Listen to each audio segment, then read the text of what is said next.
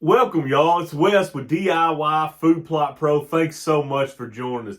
On today's episode, we're going to talk about a program that a lot of food plotters are turning to, the release program. We're going to go through this process. I'm going to share with you how I feel about it from an ag and science standpoint, and we're going to talk about what are some reasons why we would use this system or why we might not use this system. My name is Wes. I run the channel DIY Food Plot Pro. I have a Bachelor of Science in Agronomy degree.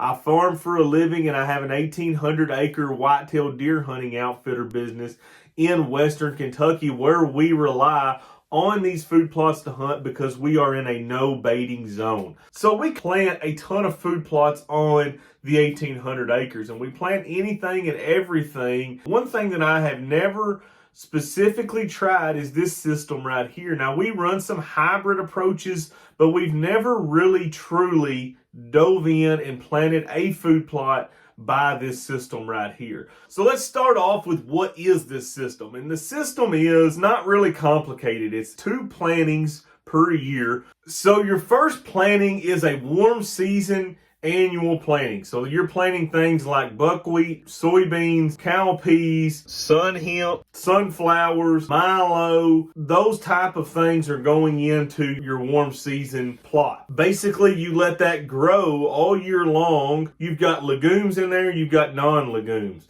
So your legumes are making the nitrogen for all the plants that are out there, essentially, is what you're banking on. Then you get into your fall plantings, and you're going to basically kill all that stuff. You're going to go in there with a no-till drill, and you're going to plant your cool season and winter annuals. Things such as your cereal grains, your brassicas, annual clovers, all things like that go into that fall, winter planting. All that stuff grows throughout the winter time, and then the process starts again the next spring. When a lot of those plants die, they're putting nutrients back into the ground, and a lot of those are legumes. This is a legume heavy mix. What that means is there's a lot of nitrogen that are staying in the soil for the next generation of plants, or even the generation that legumes are growing in. So the main benefit of this program is its soil builder. No question about it. It is a mega soil builder. It's a phenomenal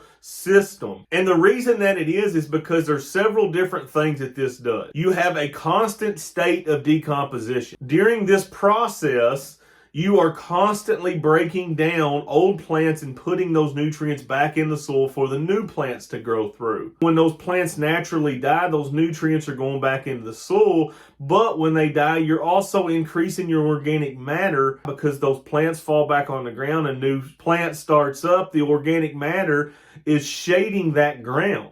As we talked about before, you still have those rhizobia bacteria working in your soil through those legumes, and that's constantly using that nitrogen to feed the other plants that are grown in that mixture that are not capable of making their own nitrogen. You also have a constant cover over the soil, which is huge, especially in areas where your soil is a little bit on the weak side. You constantly covering that soil. You're building organic matter. You're building water holding capacity, a better porosity through the soil. All these things are benefits of this program. This entire process is built upon feeding whitetails year round. With this process here, you are literally going to feed those whitetails the entire year. Some of the cons of this process to me are: number one, a no-till drill may not be absolutely a must, but it's pretty darn high up on that list. This entire process is built on not working the ground. A no-till drill in most cases is going to guarantee you higher rates of success than trying to broadcast into this. We've all seen those 4-foot tall cereal rye patches that we planted last fall, and trying to plant into those without a crimper or a no-till drill, trying to get that seed to soil contact is extremely difficult. And that is a big part of this process because you are managing so much residue on top of the ground, which is your soil builder. You are managing all that residue, but getting that seed to soil contact without physically going in there with a no-till drill is very, very difficult to do. A no-till drill and a crimper are two big ticket items. That's an item that I don't have. You know, I've rented those from the Soil Conservation District before, but to be able to plant my entire food plot operation with that drill, I'm not sure that I would have that available to plant all mine, as I have some that's wetter environments, some that are drier. I've got about a month and a half span there where I plant these food plots at. And if I'm having to go rent that drill, I could see that there could be some problems there. The $1,000,000 question in this entire process for me, and it should be for you as well, is does this system attract and hold whitetails as good as some of our other systems? On Clarks River Whitetails, my hunting outfitter, I 100% use a hybrid approach of this. I don't do all the mixes that this system does, but I certainly use a lot of diversity throughout a food plot, and I think that is critical in managing for big whitetails. My question is this plot going to pull whitetails like some of my existing plots? And without me ever planning this is something that I can't answer. In 2024, I am planning on planting a couple different plots of this right here and seeing how it stacks up against some of the plots that I typically like to raise. That's the only way I know to do this and to give this a fair shake, is to put these in a couple plots and see how these deer react to these type of environments. So I mentioned that I do a little bit of a hybrid approach, and what I really like to do at Clarks River is I like standing corn, and that is really left out of this process.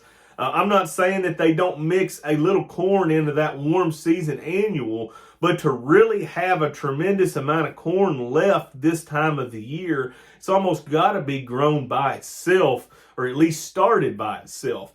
And what I like to do is I like to start a cornfield, and then when the deer start eating some of those weak spots, I like to go in and then I start adding my diversity. I start with a standing cornfield, and then I go in and I'm going to add cereal grains. I'm going to add brassicas. I like crimson clover added with them in the fall. So I'm excited to get this product in the field and give this a test. I'm not going to physically purchase the release system. I'm going to use what I believe is going to be good in my area, and I'm going to have a great big mixture that I put in to get going on this process. If you need extra help with your food plots, I have got a website set up, DIYfoodplotpro.com. It's got monthly and yearly subscription where you can email or text in asking me questions, and I will respond to those questions as best of my ability, try to help you with your 2024 food plots. If that's something you would be interested in, go to